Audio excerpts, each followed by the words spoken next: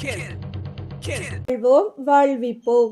இது இறைவாக்கு. இறைவனிடமிருந்து தன்னடியார்களுக்கு வழங்க பெரும் அருளமுதம். ஒன்றாம் அருளமுதம். வாசம் வாக்கு 1. நான் உங்கள் மத்தியில் வாசம் செய்கிறேன். அன்பு கண்களை கொண்டு என்னை தரிசியுங்கள். ஆரவாரத்தை அப்புறப்படுத்தினால் மட்டுமே நீங்கள் அமைதியை ஸ்பர்சிக்க முடியும். வாழ்வோம் வாழ்விப்போம். இறைவனை தரிசித்த சித்தர்கள். 6 வயது இருக்கும் ஒரு நாள் மாலை 2ஆம் வகுப்பு பாட புத்தகத்தை படித்துக் கொண்டிருந்தார் இறைவன். பாடத்தில் மனம் ஒன்றவில்லை. காதில் அம்பலத்தரசே அருமருந்தே என்ற தாடிக்கார தாத்தா பாடும் பாடல் ஒலித்தது. இறைவனின் எதிர் வீட்டில் வசித்தவர். தாடிக்கார தாத்தா என்றுதான் அழைப்பர். குடும்பத்தோடு வசித்தார். ஆனால் எப்போதும் காவி வேட்டி, மேலே போர்த்திய காவி தொண்டு, உத்ராட்ச மாலை, நெற்றில் விபூதி பட்டை, நீண்ட தாடி, கொண்டை முடிந்த தலை, முன்தள்ளிய தொப்பை, சதைப்பிடித்த உடம்பு, 6 அடியை தொடும் உயரம், வெற்றிலை குதம்பிய சிவந்த கரை பிடித்த பற்கள் சகிதமாக ஒரு பக்தி பழம். முருக பக்தர். வள்ளலார் மீது அதீத பற்று. அதிகமாக அவர் கையில் ஒரு சின்ன கொட்டு வைத்து கொண்டு திருப்புகழும் திருவருட்பாவும் பாடுவது வழக்கம். இந்த பாடல்கள் என்று பின்னால் இறைவன் அறிந்தது. அவர் நாதத்தை 3 வயது முதலே கேட்டவர்.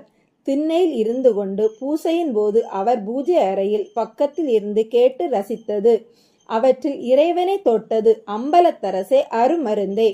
இப்போது இந்த பாடல் ஒலித்தது. ஆனால் குரல் வேறு.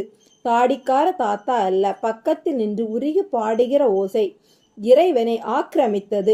இறைவனால் பாடம் படிக்க முடியாமல் புத்தகத்தை மூடி வைத்துவிட்டு திண்ணைக்கு வந்தார். வானை பார்த்தார். அப்படி ஆடி போனார். ஆம், வானவெளியில் நெருப்பு பற்றி எரிந்தது.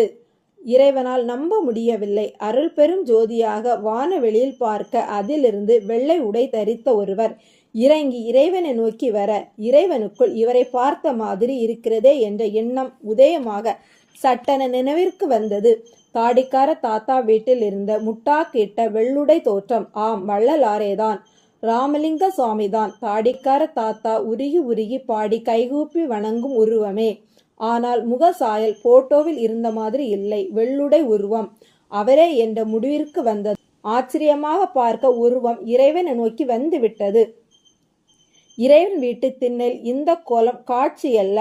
இறைவன் நின்று கொண்டிருக்க பக்கத்தில் வந்தவர் இறைவனை இடவலமாக ஒரு சுற்று சுற்றிவிட்டு வந்த வெளியிலே வானேறினார். இறைவனுக்கு இது கனவல்ல என்ற உணர்வு, நிஜமா என்ற தவிப்பு. வானம் கலங்கமில்லாது ஒன்றுமே நடக்காத மாதிரி நீல நிறத்தில் அமைதியாக பார்த்து சிரித்தது. சுய உணவிற்கு வந்த மாதிரி தோன்றியது. இறைவனை சுற்றி ஒரு அக்னி வளையம் எரிந்து கொண்டிருப்பதை உணர்ந்தார். இந்த காலகட்டத்தில் ஞான பாடல்கள் பாடிக்கொண்டிருப்பார். எழுத தெரியாது, எழுத முயலவும் இல்லை. வந்தவர் சிதம்பரம் ராமலிங்கம் என்று தன்னை அடையாளப்படுத்திய வள்ளல்பிரான் என்பது புரிந்தது. பிற்காலத்தில் இறைவனோடு நெருக்கமாக இருந்து பல படைப்புகளுக்கு வித்திட்டவர். அருவுருவாக இன்று தொடர்ந்து கொண்டிருக்கிறார். வள்ளல்பிரான் இறைவனை தரிசித்த சித்தர் தானே. வாழ்வோம் வாழ்விப்போம்.